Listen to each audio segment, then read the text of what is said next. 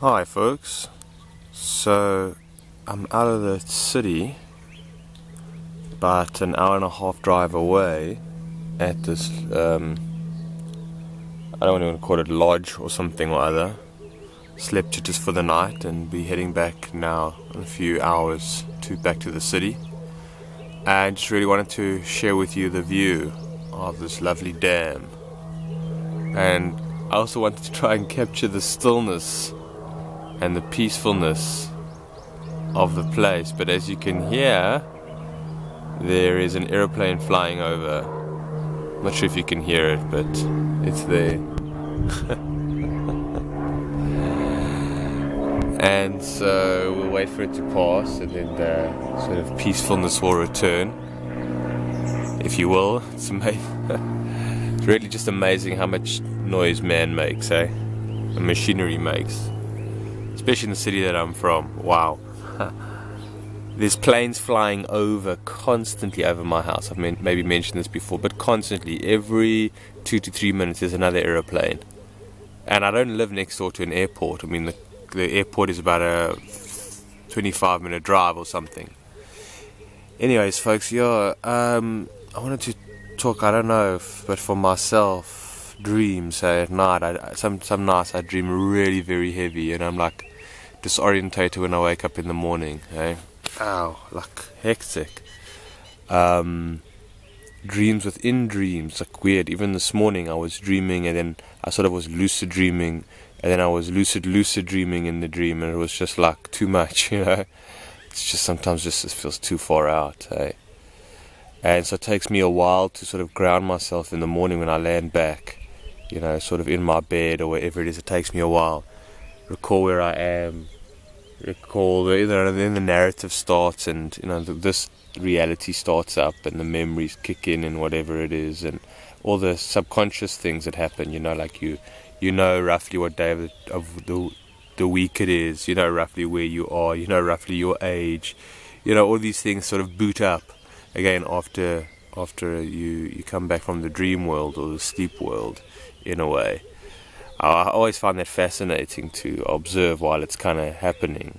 It's maybe not the best thing to do, but it's like a computer that switches on in the morning, and then all the processes start running and whatever it is, and the date and the time and the antiviruses and all the other programs and whatever it is, and it's huge. All the processes that go on is huge. So when you wake up in the morning, you're kind of landing back in the narrative of things, and it takes a little bit of time to switch on.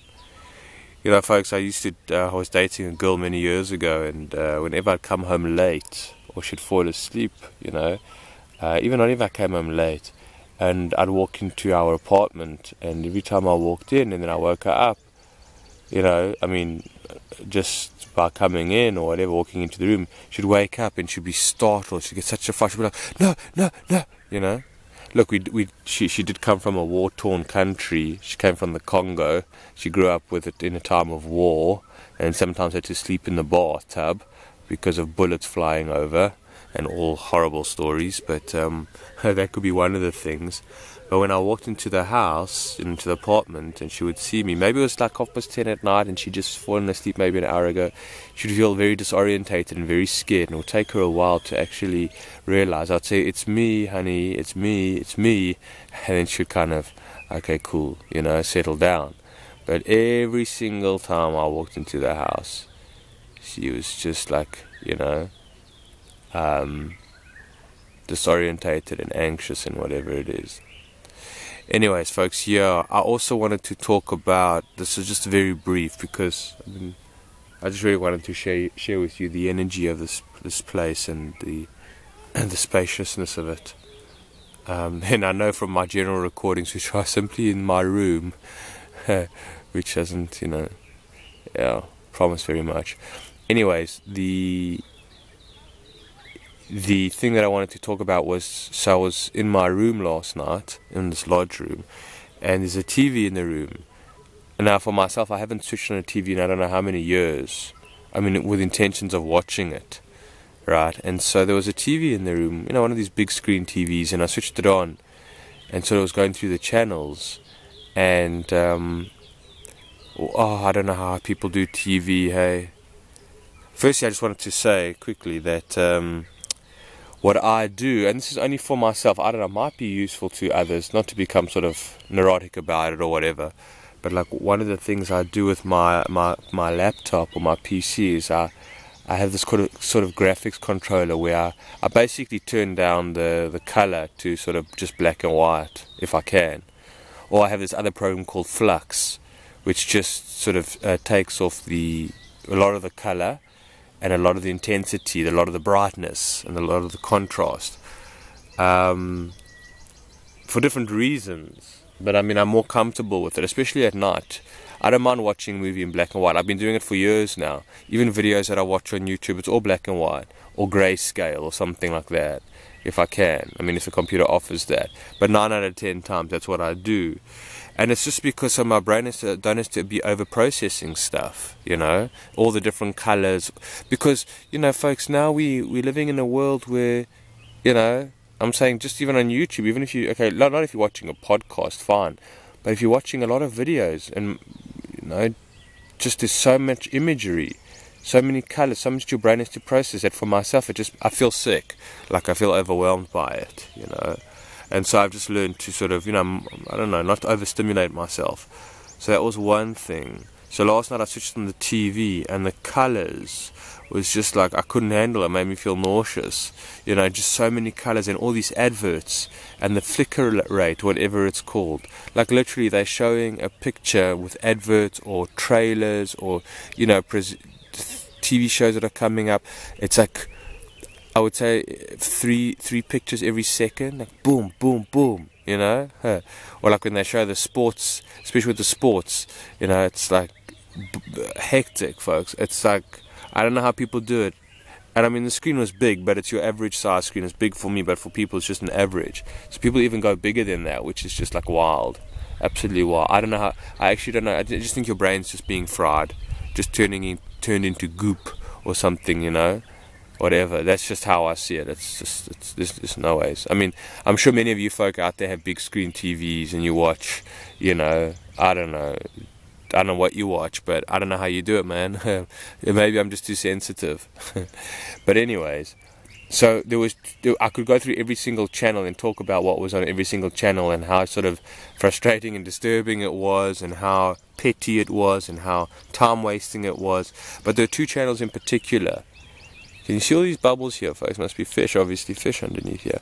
So there was two in particular that the one was, I think it was a Transformer movie. Now I've never watched any of these Transformer movies. So this one was with Mark Wahlberg. I mean, it had a good cast. It had what's his name, Anthony Hopkins even. I couldn't believe it, and some other people as well. And we could speak about it for hours, hey, of just how, I don't know, next world it is, or how I just think, actually I feel for myself how dangerous it is for the psyche and for the imagination, and especially for children. Folks, we could get into a whole big talk about this, hey. So that was the one channel, and the other channel was this movie that, just got bitten by a red ant. Oh, they don't mess around, these ants here. Sorry.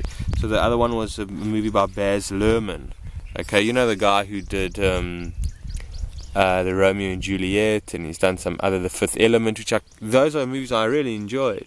So he did this movie called, I don't know what it is, about these two teenagers or two youngsters, and they travel through space, you know, to these different dimensions. I don't know if it's dimensions, I don't know what it was, with all these different creatures, very high intense, very weird creatures, just very, very strange colors, you know, like, I'll probably maybe include photos of the movie in this talk if I remember, but like, just strange. There was, at this one time, I mean, the guy takes out his pocket this little type of dragon or cute little, I don't know what it is, and he puts it in his hand, and it's all purplish and big-eyed and oh, it was weird. And then it ate a pearl or something. He gives him a pearl to eat, and then it starts like just shedding all these other pearls, and then the pearls went into this well of like sort of ultraviolet light, and then the light started spreading and then hitting the people's third eyes or something. It was just,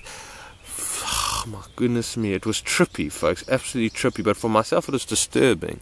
I don't know. Again, maybe we can get further into that another time. So I was clicking between that when I was disturbed in this Transformers thing. Now this Transformers thing was also unexcusable. It was just these cars, also I don't know what they are. These robots, I don't that speak, and they're very sort of sarcastic type of robots when they speak. Optimum Prime or something. I'm not even sure. And then it was these other aliens attacking planet Earth, and Mark Wahlberg with his gun and the army flying, and it's the same story. It's the same story that they just play over and over again, right? But I mean, it was just so disturbing. The visuals, the CGI, just for myself, the flickering rate. I mean, between each, it was just too much. And not only that, but it was also the concepts, folks. This is magic. Okay? This is a deep type of magic, man. We don't know what we're messing with here. We don't know what we're doing to the psyche. We don't know what we're doing to the brain. We don't know what we're doing to the spirit with these shows. And like I'm saying, I have big problems with them.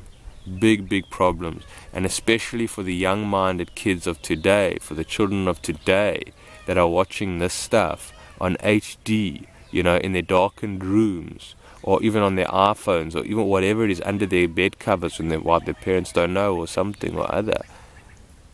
As I'm talking, I hear a baby crying in the background. I mean, I wonder if that's significant of what I'm saying. Folks, it's a deep, dark magic. It's more. And where it's going from here on, I mean, the technology and the HD and the CGI, and I mean, those are just 2 movies. So I don't know what people are watching. I mean, I could go on about all the other channels as well, but like, I won't do that now. But geez, folks, horrendous, eh? I don't know. It concerns me. It really concerns me. I mean, this is where it's at, folks. Look at this. This is nature, man. This is where it's at. This can be the most overstimulating thing that you can get in touch with.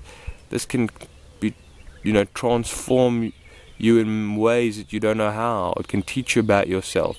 It's patient. It's gentle. I mean, parts of it, yes. It's peaceful. It's inviting. It's hospitable. It's ancient, folks. It's not these man-made CGI freak shows. Anyways, folks, the reason why I'm talking about this was that it also, for myself, whenever I watch these shows, which I very, very seldom, I don't ever do, but like last night I dreamt about these things, and it was just these alternative universes or worlds or dimensions or whatever it is, and all these strange animals and species and bizarre. I mean, fish are bizarre. You go to the bottom of the ocean and you do find bizarre things, but there's still something organic about it. Just the way that do these CGI films and all this other stuff.